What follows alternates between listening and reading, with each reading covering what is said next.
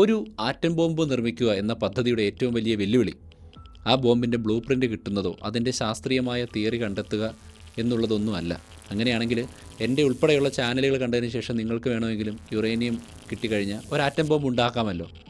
പ്രഗത്ഭനായ ശാസ്ത്രജ്ഞനായിട്ടുള്ള Robert Oppenheimer nuclear fission എന്ന് പറയുന്ന പ്രതിഭാസത്തെക്കുറിച്ച് കേട്ടറിഞ്ഞ മിനിറ്റുകൾക്കുള്ളിൽ തന്നെ ആറ്റം ബോംബിൻ്റെ അടിസ്ഥാനപരമായ ആശയം രൂപപ്പെടുത്തിയെടുത്തിരുന്നു. എന്നാൽ യഥാർത്ഥ വെല്ലുവിളി അതല്ല, അതൊരു എഞ്ചിനീയറിംഗ് പേടി സ്വപ്നമാണ്. ഒരു ബോംബുണ്ടാക്കാൻ ആവശ്യമായിട്ടുള്ള റോ മെറ്റീരിയൽ അഥവാ അസംസ്കൃത വസ്തു അല്ലെങ്കിൽ ഇന്ധനം എങ്ങനെ വൻതോതിൽ കണ്ടെത്തുമെന്നതാണ് ഒരു $1 മില്യൺ ക്വസ്റ്റ്യൻ. ഈ ദൗത്യം ഏറ്റെടുത്തത് ജനറൽ ലെസ്ലി ഗ്രോവ്സ് ആയിരുന്നു. അമേരിക്കയിലെ ഏറ്റവും മികച്ച ശാസ്ത്രജ്ഞരെയും എഞ്ചിനീയർമാരെയും അദ്ദേഹം ഒരുമിച്ച് കൂട്ടി. 1942 പ്രസിഡന്റ് ഫ്രാങ്ക്ലിൻ റൂസ്വെൽറ്റ് ഒപ്പുവെച്ചതോടെ ലോക ചരിത്രത്തിലെ ഏറ്റവും വലിയ നിർമ്മാണ പദ്ധതിക്കായി പണമൊഴുകി തുടങ്ങി. പക്ഷേ എന്തിനായിരുന്നു ഇത്രയും വലിയ ഒരുക്കങ്ങൾ? എന്തായിരുന്നു ആ മാന്ത്രിക ഇന്ധനം? ആ ഇന്ധനത്തിൻ്റെ പേരാണ് യുറേനിയം. 1789 മാർട്ടിൻ ക്ലാപ്രോത്ത് എന്ന ജർമ്മൻ രസതന്ത്രജ്ഞനാണ് പിച്ച് ബ്ലെൻഡ് എന്ന ധാതുവിൽ നിന്ന് ഇതാദ്യമായി വേർതിരിച്ചെടുക്കുന്നത്. യുറാനൈറ്റ് അഥവാ പ്ലിച്ച് ബെൻഡാണ് ഇതിൻ്റെ ഏറ്റവും സാധാരണമായിട്ടുള്ള യുറേനിയം ധാതു. പക്ഷേ ഒരു പ്രശ്നമുണ്ട്. ഖനനം ചെയ്തെടുക്കുന്ന യുറേനിയം നമുക്ക് അതേപോലെ ഉപയോഗിക്കാൻ സാധിക്കില്ല. അതിന് കാരണം യുറേനിയം ഒറ്റ തരക്കാരനല്ല. ഇതൊന്ന് ലളിതമായിട്ട് നമുക്ക് മനസ്സിലാക്കാം. പ്രകൃതിയിലെ യുറേനിയം എന്നത് ഒരു മിക്സാണ്. അതിൽ 3 തരം ഐസോടോപ്പുകളുണ്ട്. അതായത് ഒരേ മൂലകത്തിൻ്റെ തൂക്കത്തിൽ ചെറിയ വ്യത്യാസമുള്ള രൂപങ്ങളുണ്ട്. 99.3% യുറേനിയം 238 എന്ന് പറയുന്ന ഐസോടോപ്പാണ്. ഇവനൊരു മടിയനാണ്. ഇത് സ്വയം വിഘടിച്ച് ഊർജം തരാൻ തയ്യാറല്ല. വെറും 0.7% മാത്രമാണ് യുറേനിയം 235. ഇവനാണ് നമുക്ക് വേണ്ടപ്പെട്ടവൻ. ഒരു ന്യൂട്രോൺ വന്നിടിച്ചാൽ ഒരു ചെയിൻ റിയാക്ഷൻ പോലെ തുടർച്ചയായി വിഘടിച്ച് അതിഭീകരമായ ഊർജം പുറത്തെടുക്കാൻ കഴിവുള്ളവൻ. ബാക്കി വളരെ നേർത്ത അളവിൽ യുറേനിയം 234 അപ്പോൾ സ്വാഭാവിക യുറേനിയത്തിൽ നിന്ന് ഉപയോഗപ്രദമായ യുറേനിയം 235 വേർതിരിക്കണം. പക്ഷേ എങ്ങനെ? ഇവർ രണ്ടുപേരെയും കാഴ്ചയിലും സ്വഭാവത്തിലും ഏറെക്കുറെ ഒരുപോലെയാണ്. രാസപരമായിട്ട് ഒരു വ്യത്യാസവുമില്ല. ആകെയുള്ള വ്യത്യാസം യുറേനിയം 238 യുറേനിയം 235 ഓരോ ആറ്റത്തിനുള്ളിലും ന്യൂട്രോണുകളുടെ എണ്ണം കൂടുതലാണ്. അതുകൊണ്ട് തന്നെ ആകെ തൂക്കം നേരിയ തോതിൽ കൂടുതലാണ് എന്നുള്ളതാണ്. ഈ ചെറിയ തൂക്ക വ്യത്യാസം വെച്ച് ഇവരെ എങ്ങനെ വേർതിരിച്ചെടുക്കും? ഇവിടെയാണ് യുറേനിയം എൻറിച്ച്മെൻറ്റ് അഥവാ സമ്പുഷ്ടീകരണം എന്ന ആശയം വരുന്നത്. അതെന്താണെന്ന് നമുക്ക് കൃത്യമായി മനസ്സിലാക്കേണ്ടതുണ്ട്. അതിനു മുമ്പായി യുറേനിയം ഫിഷൻ എങ്ങനെയാണ് നടക്കുന്നത് എന്നുകൂടി പറയേണ്ടതായിട്ടുണ്ട്. യുറേനിയം 235 ഐസോടോപ്പിൻ്റെ ന്യൂക്ലിയസിൽ 92 പ്രോട്ടോണുകളും 143 ന്യൂട്രോണുകളുമുണ്ട്. അപ്പോൾ 92 + 143 = 235.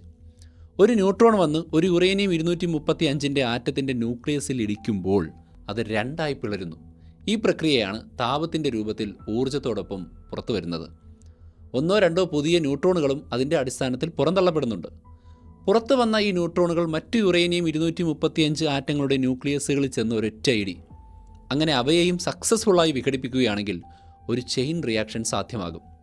ദശലക്ഷക്കണക്കിന് തവണ ഇത് ആവർത്തിക്കുമ്പോൾ വളരെ ചെറിയ അളവിലുള്ള യുറേനിയത്തിൽ നിന്ന് അതിഭീമമായിട്ടുള്ള അളവിൽ താപം ഉൽപ്പാദിപ്പിക്കപ്പെടുന്നു. ഇനി നമുക്ക് എൻറിച്ച്മെൻറ്റിലേക്ക് വരാം.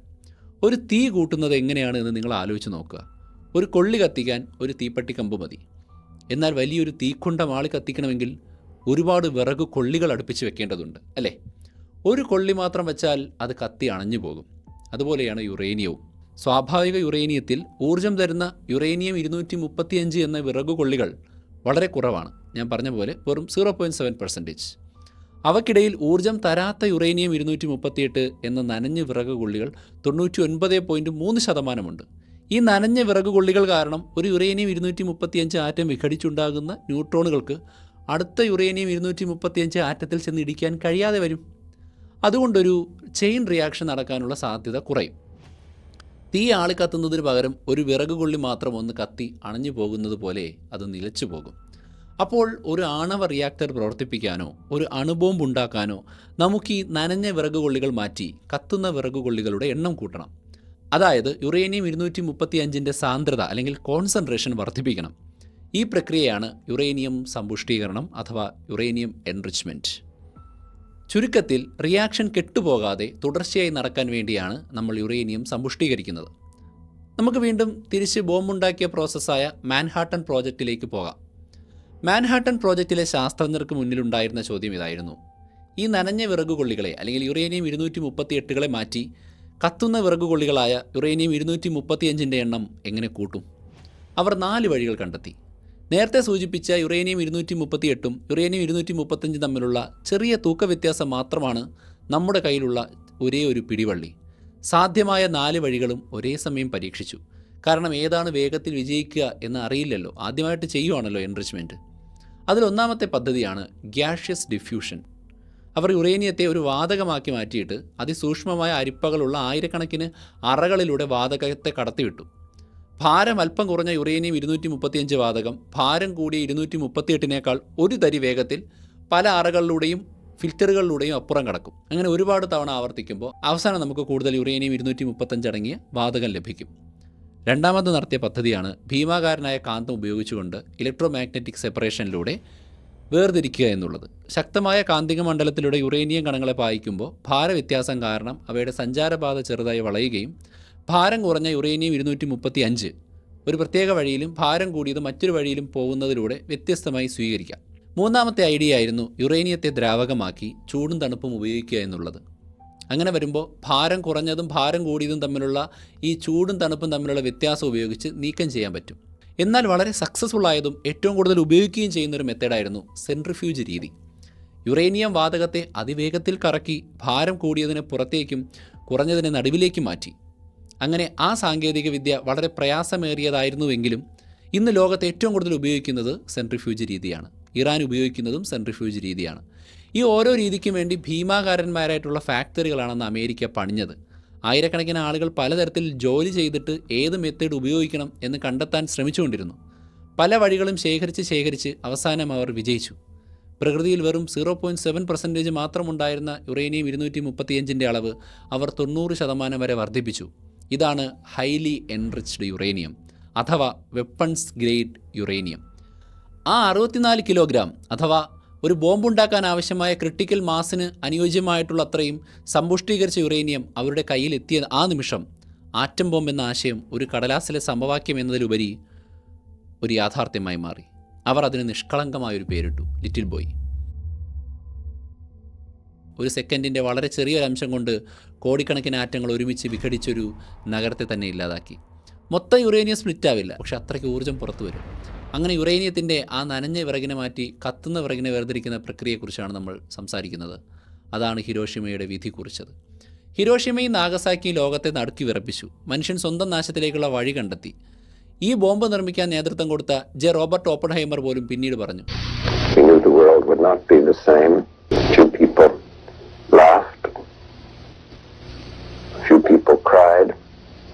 Most people were silent. Now I am become death, the destroyer of worlds. ഈ ഭയത്തിൽ നിന്നാണ് പുതിയൊരു ആശയം ജനിക്കുന്നത്. അമേരിക്കൻ പ്രസിഡന്റ് ഡ്വൈറ്റ് ഐസൻഹോവർ 1953 ഐക്യരാഷ്ട്രസഭയിൽ നടത്തിയ ഒരു പ്രസംഗത്തിൽ ലോകത്തിനോട് പറഞ്ഞു: ആറ്റം ഫോർ പീസ്. അണുബോംബിനെ യുദ്ധത്തിൽ മാത്രമല്ല സമാധാനത്തിനും ഉപയോഗിക്കാം.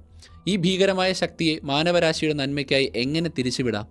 എങ്ങനെ നഗരങ്ങൾക്ക് മുഴുവൻ വെളിച്ചം നൽകുന്ന ഭീമാകാരനായിട്ടുള്ള ന്യൂക്ലിയർ പവർ പ്ലാന്റുകളിലൂടെ വൈദ്യുതി ഉണ്ടാക്കാം എന്നുള്ള ചിന്തയിലേക്ക് പോയി.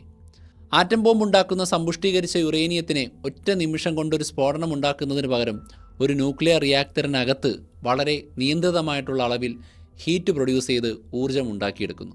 പക്ഷേ അപകടം ഒളിഞ്ഞിരിക്കുന്നത് ഇവിടെയാണ്. ഈ രണ്ട് കാര്യങ്ങൾക്കും വേണ്ട അടിസ്ഥാന ഇന്ധനം ഒന്നു തന്നെയാണ്: സമ്പുഷ്ട യുറേനിയം. അതായത് സമാധാനപരമായ ആവശ്യങ്ങൾക്കായി യുറേനിയം സമ്പുഷ്ടീകരിക്കാൻ പഠിച്ച ഒരു രാജ്യത്തിന് അതേ സാങ്കേതികവിദ്യ ഉപയോഗിച്ച് രഹസ്യമായ ഒരു ബോംബുണ്ടാക്കാൻ പറ്റും. ഇതൊരു വലിയ പ്രശ്നം തന്നെയാണ്. ആണവ സാങ്കേതികവിദ്യയുടെ രഹസ്യം ഒരു കാലത്ത് അമേരിക്കയുടെ കൈവശം മാത്രമായിരുന്നുവെങ്കിലും 1949 സോവിയറ്റ് യൂണിയൻ അവരുടെ ബോംബ് സ്വന്തമായി ഉണ്ടാക്കിയെടുത്തു. തുടർന്ന് മറ്റ് ശക്തമായ രാജ്യങ്ങളും ഈ സാങ്കേതികവിദ്യ സ്വന്തമാക്കി. അന്തർദേശീയ അറിവോടെ പല രാജ്യങ്ങളും ആണവ സാങ്കേതികവിദ്യ സ്വായത്തമാക്കിയപ്പോൾ ചില രാജ്യങ്ങൾ അതിനെ രഹസ്യമായിട്ടാണ് സ്വന്തമാക്കിയത്. ഇവിടെയാണ് കഥയിൽ AQ ഖാൻ എന്ന പാകിസ്ഥാൻ ശാസ്ത്രജ്ഞൻ വരുന്നത്. യൂറോപ്പിലെ ഒരു യുറേനിയം സമ്പുഷ്ടീകരണശാലയിൽ ജോലി ചെയ്തിരുന്ന അതിബുദ്ധിമാനായ ഒരു ശാസ്ത്രജ്ഞനായിരുന്നു അദ്ദേഹം. 1970കളിൽ സമ്പുഷ്ടീകരണത്തിനായിട്ടുള്ള ഏറ്റവും ആധുനികമായിട്ടുള്ള സെൻട്രിഫ്യൂജ് സാങ്കേതിക വിദ്യയുടെ ബ്ലൂ പ്രിൻറ്റുകൾ അയാൾ മോഷ്ടിച്ച് പാകിസ്ഥാനിലേക്ക് കടത്തി. പാകിസ്ഥാനെ ഒരു ആണവ ശക്തിയാക്കാൻ അദ്ദേഹം സഹായിച്ചു. പക്ഷേ ഖാൻ അവിടെ നിർത്തിയില്ല. അദ്ദേഹം ചരിത്രത്തിലെ ഏറ്റവും വലിയ ന്യൂക്ലിയർ ബ്ലാക്ക് മാർക്കറ്റ് സ്റ്റാർട്ട് ചെയ്തു. ഈ അതീവ രഹസ്യമായ സാങ്കേതികവിദ്യ അദ്ദേഹം ഉത്തര കൊറിയ, ലിബിയ, ഇറാൻ തുടങ്ങിയ രാജ്യങ്ങൾക്ക് വിറ്റു. ഇനി നമുക്ക് വാർത്തകളുടെ തലക്കെട്ടിലേക്ക് വരാം. ഇറാൻ്റെ ആണവ മോഹങ്ങൾക്ക് ഇന്നത്തെ ചരിത്രമല്ല ഉള്ളത്.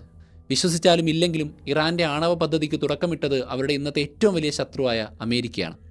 ഇറാനിൽ വിപ്ലവം നടക്കുന്നതിനു മുമ്പ് ഷാ ഭരിക്കുന്ന കാലത്ത് അമേരിക്കൻ പ്രസിഡന്റ് ഐസൻഹോവറിൻ്റെ ആറ്റംസ് ഫോർ പീസ് എന്ന പദ്ധതിയുടെ ഭാഗമായി അമേരിക്ക ഇറാനുമായി ഒരു ആണവ സഹകരണ കരാറിൽ ഒപ്പുവെച്ചു.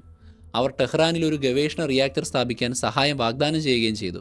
പിന്നീട് രാജ്യത്തിന് ഊർജ്ജം നൽകാനായി 20-ലധികം ന്യൂക്ലിയർ പവർ പ്ലാന്റുകൾ നിർമ്മിക്കാനുള്ള കൂറ്റൻ പദ്ധതികൾ ഷായുടെ സർക്കാർ പ്രഖ്യാപിച്ചു. അന്ന് 1970-കളിൽ ഈ പവർ പ്ലാന്റുകൾ നിർമ്മിക്കാൻ സഹായിക്കുന്നതിനെക്കുറിച്ച് ചർച്ചകൾ നടക്കുമ്പോൾ പോലും അമേരിക്ക ഒരു കാര്യം ആവശ്യപ്പെട്ടിരുന്നു. സാധാരണ ആണവ നിർവ്യാപന കരാർ ആവശ്യപ്പെടുന്നതിനേക്കാൾ കർശനമായ സുരക്ഷാ നിബന്ധനകൾ ഇറാൻ പാലിക്കണം. അതായത് തുടക്കം മുതലേ ഇറാൻ്റെ കയ്യിൽ ഈ സാങ്കേതികവിദ്യ എത്തുന്നത് അമേരിക്ക ഒരു സംശയത്തോടെയാണ് കണ്ടിരുന്നത്. പിന്നീട് 1979-ൽ ഇറാനിൽ ഇസ്ലാമിക വിപ്ലവം നടന്നു. ഷായുടെ ഭരണം അവസാനിച്ചു. അമേരിക്കയുമായിട്ടുള്ള ബന്ധം വഷളായി. പക്ഷേ ആ പഴയ ആണവ മോഹം ഇറാൻ്റെ പുതിയ ഭരണകൂടവും കൈവിട്ടില്ല. എന്നാൽ അവരുടെ വഴി വളരെ എളുപ്പമായിരുന്നില്ല. അമേരിക്കയുമായിട്ടുള്ള ബന്ധം തകർന്നതോടെ പടിഞ്ഞാറൻ രാജ്യങ്ങളിൽ നിന്നുള്ള സഹായം നിലച്ചു. എങ്കിലും ഈ പദ്ധതിയുമായി മുന്നോട്ട് പോകാൻ അവരെ പ്രേരിപ്പിച്ചത് 1980-കളിലെ ഇറാഖുമായിട്ടുള്ള രക്തരൂക്ഷിതമായിട്ടുള്ള യുദ്ധമാണ്. സദ്ദാം ഹുസൈൻ്റെ ഇറാഖ് ഇറാന് നേരെ രാസായുധങ്ങൾ പ്രയോഗിച്ചു. സ്വന്തം സുരക്ഷയ്ക്ക് ഒരു ശക്തമായ പ്രതിരോധം വേണമെന്നുള്ള ചിന്ത ഇറാനിൽ ശക്തമായി. അങ്ങനെ ലോകത്തിൻ്റെ കണ്ണ് വെട്ടിച്ച് രഹസ്യമായി അവർ തങ്ങളുടെ ആണവ പദ്ധതി വീണ്ടും തുടങ്ങി. ഇതിനാവശ്യമായ സാങ്കേതികവിദ്യ അവർക്ക് ലഭിച്ചത് നമ്മൾ മുമ്പ് പറഞ്ഞ AQ ഖാൻ്റെ കരിഞ്ചന്ത ശൃംഖലയിൽ നിന്നായിരുന്നു. പതിറ്റാണ്ടുകളോളം ഈ പദ്ധതി ലോകമറിയാതെ മുന്നോട്ട് പോയി. 2002-ൽ കാര്യങ്ങൾ കൂടുതൽ സങ്കീർണമായി. ഒരു ഇറാനിയൻ പ്രതിപക്ഷ ഗ്രൂപ്പ് ലോകത്തിന് മുന്നിൽ ഞെട്ടിക്കുന്ന സത്യം തുറന്നു കാട്ടി. ഇറാൻ രഹസ്യമായി നദാൻസിലും അറാഖിലും കൂറ്റൻ ആണവ കേന്ദ്രങ്ങൾ നിർമ്മിക്കുന്നു എന്നതായിരുന്നു വെളിപ്പെടുത്തൽ. ഒന്ന് യുറേനിയം സമ്പുഷ്ടീകരിക്കാനും മറ്റൊന്ന് പ്ലൂട്ടോണിയം നിർമ്മിക്കാനും. ലോകം ഞെട്ടി. അതോടെ അന്താരാഷ്ട്ര ആണവോർജ്ജ ഏജൻസി പരിശോധനകൾ കർശനമാക്കി. അമേരിക്കയും യൂറോപ്യൻ യൂണിയനും ഇറാനുമേൽ കടുത്ത സാമ്പത്തിക ഉപരോധങ്ങൾ ഏർപ്പെടുത്തി. വർഷങ്ങളോളം ചർച്ചകളും തർക്കങ്ങളും നടന്നു. ഈ സമ്മർദ്ദങ്ങൾക്കൊടുവിലായി 2015-ൽ ചരിത്രപ്രസിദ്ധമായ ഇറാൻ ആണവ കരാർ JCPOA നിലവിൽ വന്നു. 2018-ൽ മറ്റൊരു വഴിത്തിരിവ് ഉണ്ടാകുന്നുണ്ട്. അമേരിക്ക ആ കരാറിൽ നിന്ന് ഏകപക്ഷീയമായി പിന്മാറി. പ്രതികാരമായി ഇറാൻ അവരുടെ സമ്പുഷ്ടീകരണത്തിൻ്റെ വേഗതയും അളവും കൂട്ടി. അങ്ങനെ വർഷങ്ങളുടെ ചർച്ചകളുടെയും ഉപരോധങ്ങളുടെയും വിശ്വാസവഞ്ചനയുടെയും കഥകൾക്കൊടുവിലാണ് നമ്മൾ ഇന്നത്തെ ഈ പ്രതിസന്ധിയിലെത്തി നിൽക്കുന്നത്. ഇനി നമുക്ക് ആണവ നിർവ്യാപന കരാറും ഇറാനും തമ്മിലുള്ള ഇന്നത്തെ ബന്ധം പരിശോധിക്കാം. എന്താണ് ആണവ നിർവ്യാപന കരാർ?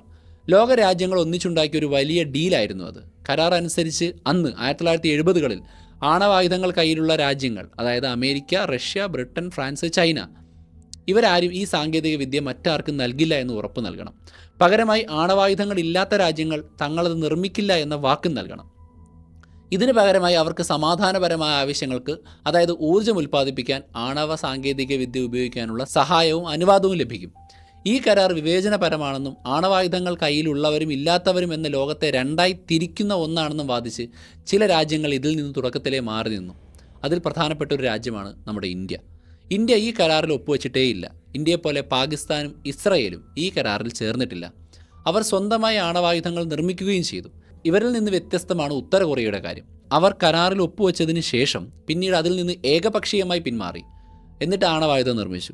ഈ സങ്കീർണമായ പശ്ചാത്തലത്തിലാണ് AQ ഖാനിൽ നിന്നും സാങ്കേതികവിദ്യ ലഭിച്ച ഇറാൻ എന്ന രാജ്യത്തിൻ്റെ ആണവ പദ്ധതി ലോകത്തിൻ്റെ ഏറ്റവും വലിയ തലവേദനയായി മാറുന്നത്.